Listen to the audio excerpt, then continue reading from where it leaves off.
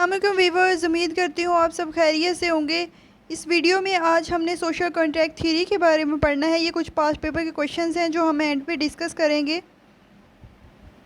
Social contract theory में जो past paper के लिहाज से अगर आप देखें तो ये क्वेश्चन बहुत ज़्यादा इंपॉर्टेंट है, बहुत बार पूछा जा चुका है, इसलिए आपने इसको गौर से देखना है, शुरू से लेके एंड तक गौर से इस वीडियो को देखना है ताकि सारे पॉइंट क्लियर हो। और जो अगर आप इंफॉर्मेशन के लिए ये वीडियो देख रहे हैं तो भी आपके लिए ये वीडियो बहुत अच्छी है। सोशल कॉन्ट्रैक्ट थ्योरी, हम इसमें जो सब हेडिंग्स डिस्कस करेंगे वो होगा introduction, definition, characteristics, modern social contract theory, criticism by different jurist और कंक्लूजन। स्टार्ट करते हैं इंट्रोडक्शन से। Social contract theory, nearly as old as philosophy itself, is the view that a person's moral and political obligations are dependent upon agreement among them to form the society in which they live। कहते हैं social contract theory आपके पास उतनी ही पुरानी है जितनी आप कहो कि फ़िलासफ़ी पुरानी है। अब इसमें जो है वो सारी ओब्लिगेशंस बताता है। Is the view that a person's moral and political obligations, कि हम इंसान की जितनी मोरल और पॉलिटिकल ओब्लिगेशंस हैं ये सारी डिपेंड किस पे कर रही हैं, जो आपस में बैठ के एग्रीमेंट हुआ है। और फिर जब वो आप एग्रीमेंट करते हो, हर पर्सन की अलहदा से एक एक ड्यूटी हो जाती है, और जब वो हर पर्सन की अलहदा से एक ड्यूटी लग जाती है तो फिर सबको अपनी अपनी ड्यूटीज़ का पता होता है और आपके पास एक वेल ऑर्गेनाइज्ड सोसाइटी क्रिएट हो जाती है। सोशल कॉन्ट्रैक्ट थ्योरी बेसिकली आपको इन सब चीज़ों के बारे में जो है वो बताएगी। डेफिनेशन की तरफ चलते हैं। According to Merriam Webster dictionary, social contract can be defined as an actual or hypothetical agreement among the members of an organized society or between a community and its ruler that defines and limits the right and duty of each। कहते हैं ये आपके पास actual या hypothetical, जो आपने सिर्फ जहन में एक सोचा हो, एग्रीमेंट है बिटवीन मेंबर्स, लोगों के दरमियान एक ऑर्गेनाइज सोसाइटी के, और फिर आपके या कम्युनिटी कह सकते हो, जिसमें आप सबको एक अलहदा रूल या फिर आप सबको अलहदा ड्यूटी दे दोगे कि हर बंदे की ये अलहदा ड्यूटी। हर एक सोसाइटी होती है ना आपके पास, ऑर्गेनाइज सोसाइटी, हर बंदे का अलहदा से एक ड्यूटी होती है जो उससे वो पूरी करनी ही करनी होती है। करेक्टरिस्टिक्स की तरफ मूव करते हैं। इसके 4 करेक्टरिस्टिक हैं। पहला है free and independent individual. According to this theory, the people of a particular state or country should be free and independent। कहते हैं इस थ्योरी के मुताबिक जो पर्टिकुलर आपके पास कंट्री है उसके जो लोग हैं उनको फ्री होना चाहिए और वो इंडिपेंडेंट हों।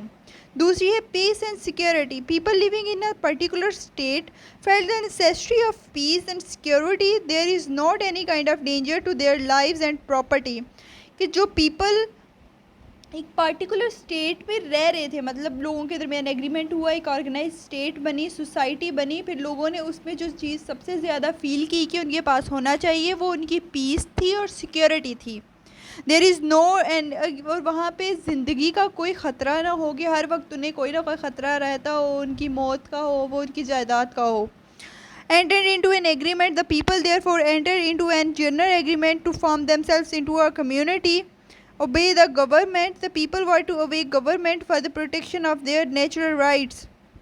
लोगों को जो एक उस स्टेट या कंट्री के अंदर रह रहे हैं, गवर्नमेंट है, उनके मुताबिक चलना होगा कि जो उनके रूल्स गवर्नमेंट डिसाइड करे उनके मुताबिक अपनी ज़िंदगी बसर करनी होगी। ये कुछ करेक्टरिस्टिक्स थे। Free and independent individual, peace and security, entered into agreement, obey the government. Modern social contract theory, सबसे पहले थॉमस होब्स। हिस्टोरिकल बैकग्राउंड अगर हम देखें, Thomas Hobbes lived during the most crucial period of early modern England history, the English Civil War।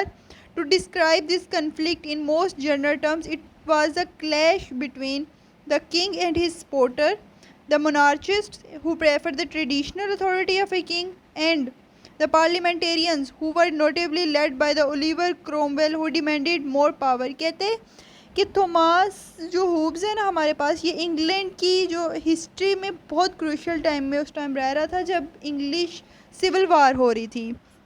अब English civil वार को बहुत आसान words में मैं बता रही हूँ कि दो ग्रुप्स थे, एक था मोनार्चिस्ट ग्रुप और एक था पार्लियामेंटेरियन ग्रुप।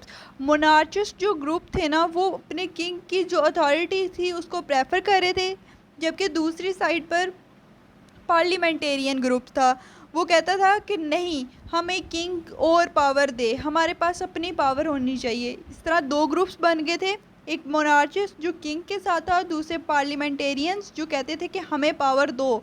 अब कहा जाता है कि ये जो पार्लियामेंटेरियंस है जो और पावर डिमांड कर रहे थे, उनको जो उस टाइम लीड कर रहा था वो ओलिवर क्रोमवेल था। सेकंड, हम फिर कंप्रोमाइज़ कर दिया, ये जो थॉमस होब्स है इसने कंप्रोमाइज़ कर दिया दो फैक्शंस के दरमियान। Hobbes represent a compromise between two factions, he reject the theory of the divine rights of the king. उसने कहा, उसने अब इन दो फैक्शंस जो पार्लियामेंटेरियंस और मोनार्चिस्ट का दो ग्रुप्स बने थे, इसने उनको कंप्रोमाइज़ उनमें कर दिया और कहा कि ये जो उसने ये रिजेक्ट कर दिया कि हर किंग के पास एक डिवाइन राइट होता है, कुदरती तौर पर उसके राइट्स होते हैं, उसने ये चीज़ को ख़त्म कर दिया। फिल्मर्स view, a king's authority was invested in him by God, that such authority was absoluted for the basis of the political obligation lying in our obligation to obey God's absolutely। अब वो कहता है कि जब ये जो किंग्स की authority होती है ना, फिल्मर्स व्यू के मुताबिक किंग्स की जो अथॉरिटी है ये खुदा की तरफ से उनको ये राइट्स और ये अथॉरिटी दी जाती है। जो लोग कानून की पासदारी करते हैं, इनके जो ऑर्डर होते हैं, उनको वो कुदरती तौर पर खुदा के जो है वो रूल्स पर चल रहे होते हैं। उसे रिलीजियस ऑब्लिगेशन और पॉलिटिकल ऑब्लिगेशंस को मिक्स अप कर दिया कि अगर आप इन दोनों में से एक चीज़ को फॉलो करते हो तो दूसरी ऑटोमेटिकली फ़ॉलो हो जाती है। दूसरी साइड पे होब्स ने जो था वो डेमोक्रेटिक व्यू जो था ना पार्लियामेंटेरियंस का, कि आपकी जो फोर्स है, जो पावर है, वो डिवाइड होनी चाहिए पार्लियामेंट और किंग के दरमियान, उसने इसको रिजेक्ट कर दिया। Observers of Hobbes observed that pre-political life of man was solitary, poor, nasty, brutish, short and full of continuous fear and danger of violent death। उसने कहा कि जो ये पॉलिटिकल लाइफ से पहले लोगों की ज़िंदगी थी ये बहुत ज़्यादा ख़राब थी, सॉलिटरी थी, तनहा थी, पुअर थी, गरीब थी, नेस्टी गंदी थी, ब्रिटिश बहुत ज़्यादा वहशियाना थी, और उनको हर वक्त जो था वो बुरी मौत मरने का डर रहता रहा था। ये जो थे वो होब्स के थे। हिस्टोरिकल बैकग्राउंड देखा, कंप्रोमाइज़ देखा, फिल्मर्स व्यू देखा, उसने पार्लियामेंटेरियन व्यू को कैसे रिजेक्ट किया वो देखा, ऑब्जर्वेशन को हमने देखा।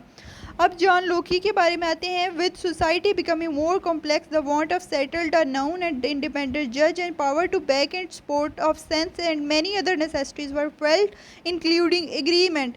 कहते जैसे जैसे सोसाइटी कॉम्प्लेक्स हुई, सोसाइटी पहले एग्रीमेंट से बनी, अब जैसे जैसे वो कॉम्प्लेक्स होती गई तो लोगों को अपनी सेटल होने की वांट बहुत ज़्यादा ख्वाहिश बढ़ती गई। उनको हुआ कि हमारी सोसाइटी में एक जज हो जो कि किसी एक ग्रुप की साइड ना ले, वो इनडिफरेंट हो, वो हर फैसले इंसाफ पर मबनी करे और उनको एक स्पोर्ट ऑफ सेंस दी जाए। और उन्होंने बहुत सारी और ज़रूरतें महसूस की जिनमें एक एग्रीमेंट भी इंक्लूड था। Jean Jacques Rousseau however feels that the state of nature was one of the pastoral happiness। उसने स्टेट ऑफ नेचर को, नेचर की हालत को पेस्टोरल हैप्पीनेस दही खुशी होती है, उसको करार दिया। And it can be maintain by the social contract. उसने कहा कि इसको जो है ना, ये खुशी को आप मेंटेन रख सकते हो लेकिन सोशल कॉन्ट्रैक्ट के through. By this contract he lost nature liberty but gain civil liberty. उसने इस कॉन्ट्रैक्ट के बाद जो था वो नेचुरल लिबर्टी को तो खो दिया लेकिन उसके पास सिविल लिबर्टी आ गई।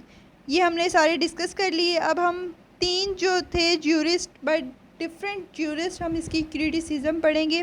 According to Austin, the theory is historically false and there is no proof of such an original agreement. कहते हैं हिस्टोरिकली ये थ्योरी उसने फॉल्स की, उसने कहा कि ये सही नहीं है, इसके ऊपर ओरिजिनल एग्रीमेंट का कोई प्रूफ ही मौजूद नहीं है, तो उसने सिरे से इसको गलत करार दे दिया कि ये है ही नहीं है ऐसी।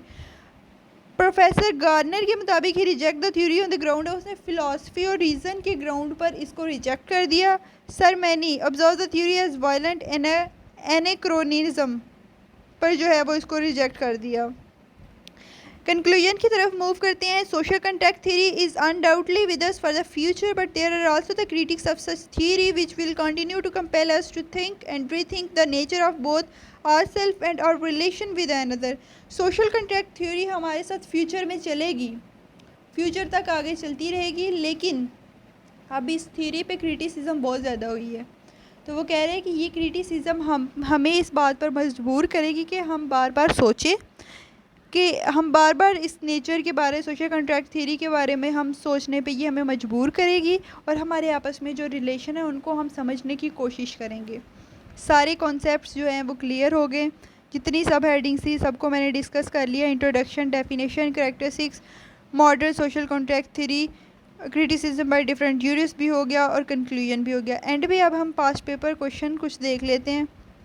2020 में जो क्वेश्चन पूछा गया है वो है explain the social contract theory, what was the state of nature and challenges to the life of man according to the John Locke's social contract theory. ठीक है, ये सोशल कॉन्ट्रैक्ट थ्योरी हो गया। फिर उसके बाद एक क्वेश्चन 2019 और 17 में जीन जैक्स रोजियो के बारे में पूछा गया है, contract theory along with criticism, और write a comprehensive note on social contract theory with reference to criticism. हर पॉइंट क्लियर हो गया है इस वीडियो में, सब कुछ मैंने समझाया है, सारे पॉइंट अब आपके क्लियर हो गए होंगे। इस वीडियो को अब आपने क्या करना है, लाइक करना है, शेयर करना है अपने दोस्तों के साथ, जिनको जो समझ नहीं आ रहा ये टॉपिक, आप उनके साथ ये शेयर करें, हमारे चैनल को लाइक करें, और आप बहुत सारा ख्याल रखें। अल्लाह हाफिज़।